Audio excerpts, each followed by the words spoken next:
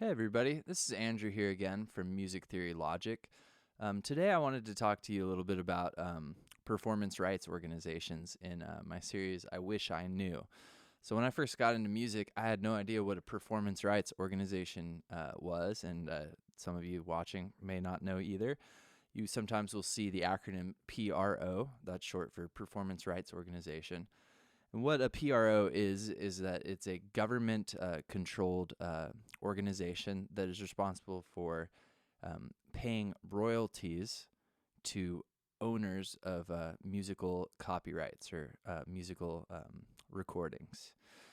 Most countries only have one performance rights organization. For instance, the United Kingdom has a P.R.O.s, which is their equivalent of the American companies. In America, we have three different performance rights organizations. We have BMI, CSAC, and ASCAP. You probably heard of at least BMI and ASCAP. Now, BMI and ASCAP are the only two of the three that anyone can elect to join. CSAC is an invitation-only based performance rights organization. I myself am a BMI writer, so when I talk about these different organizations, you should know that. Each, at least I can speak to my knowledge of BMI and ASCAP, each has its benefits and its drawbacks. But first, let's just explain broadly what they do. When a song is created, a song is going to generate money in a few different ways. Perhaps it will sell a copy on iTunes. Perhaps somebody will stream the song on Spotify. Perhaps the song isn't intended for listeners, but rather it's going to end up in an ad, or it's going to end up on television programming or on a streaming service in the terms of like a video, like on Hulu, something like that. So anytime a song is played or purchased in any of the situations I just described, a royalty is created. Now, there are two types of royalties. There's a performance royalty and there's a mechanical royalty. Now, some of these terms are somewhat antiquated or dated. A mechanical royalty, you could think of mechanical, sounds like machine. So once upon a time, actual machines were used to press vinyls and CDs. And so all of the money created in the terms of what would be like a taking the place of a vinyl sale. So that's like a stream on Spotify or an iTunes sell that will create a mechanical royalty. Now, this is different than the actual royalties or money that you will see from album sale if you're self-distributed through your distributor like DistroKid or TuneBaby or TuneCore, CD Baby, mixed up. The two are symphonic. If you put out music on Spotify on your own, when you get a bunch of streams, that company will pay you money. But if you've put out that music on your own, you can actually make a mechanical royalty through a performance rights organization. So let's talk, first of all, how that would happen. One, you would choose BMI or ASCAP if you're an American. Some of the differences are that ASCAP is a 2-year renewal agreement. BMI is a 1-year renewal. That was literally the reason I went with BMI in the beginning. But then depending upon where your music is used, different ones have advantages. And I'm not going to speak to them, but you can research and figure out the advantages. They basically pay on a different model. One's better for radio, one's better for television. They both have their drawbacks. But yeah, so in the scenario where I'm an artist, I make a song, I put it on a Spotify, 100,000 people stream it, I'm going to make some money, right? I think like $60 or something like that. 600 in total, maybe 600 for 100,000. That sounds about right. So that money will come through, again, your distributor. But then through your performance rights organization, you would first have to register the song.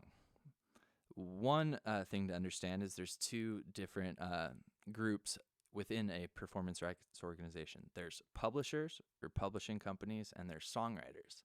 So obviously, if you wrote the song, you could register the song as a songwriter. However, if you are also signing yourself, if you're putting the music out yourself, you can actually start a publishing company, and you should do that. So you create 2 different accounts within BMI or ASCAP, a publishing company and a songwriting profile. And then when you create a song, you want to register the song as being owned by both your publishing company and your songwriting company. It's kind of confusing, but BMI, for instance, does it on a 200% scale. So every song has 200% rights allotted to it, 100% to the publishing and 100% to the songwriters, which, if you followed what I was saying and you like some math, that's basically 50% of each. But then you will be able to get that mechanical royalty. Let's talk about a performance royalty. A performance royalty is actually something that's given anytime the piece of music is performed. And one weird thing for me, since I write for television catalogs and publishers that put music in TV episodes, that is paid as a performance royalty as well. Even though the music isn't actually performed in the sense of live, it is performing on the show. And if on the show, for instance, the song has an actor singing the actual words, that gives a higher royalty, performance royalty. If the song is used like a theme song, or it's used repetitively in a work, you can get something called a super usage royalty, which is more money per use. The performance royalties are basically based on the number of people that watch, say, a show. But then performance royalties, side note, I'm making this video on October 7th of 2020. And right now, most of the world is shut down in terms of live shows. But when live shows are fully going, you actually get a performance royalty for performing your own song out live. And if you're in a band or an artist that does things like cover songs, and this has to be a cover, not the same as a DJ playing the song, but a cover, you can actually submit set lists online and get some royalties through that. Now, one big thing to understand is that the royalties, as you'll see a lot of people critique them, they're not tons of money, not per placement or per song. It's really an economies of scale situation, which means that you have to, you may make small sums of money from each work or from each opportunity, but if you have enough small things, then it's going to become a big thing, right? Years ago, I saw a conference with, I believe, Dave Cool, one of the former CEOs of CD Baby, one of those DIY, do-it-yourself distributors. And he said that, and this is like 10 years ago, he said the music industry is a river of pennies, which in many cases it is. But if you scoop up enough pennies, you can actually make quite a bit of money, and royalties are a great way to do that. Not only that, but understanding performance rights organizations, publishing, songwriting, royalties, all of this will help you to better negotiate on your behalf if you talk to a publisher or a record label that wants to take your publishing or your master. And anyway, I wish I knew about performance rights organizations, and I hope this helped. I'm going to do a lot more of these, so I hope to see you next time. Cheers.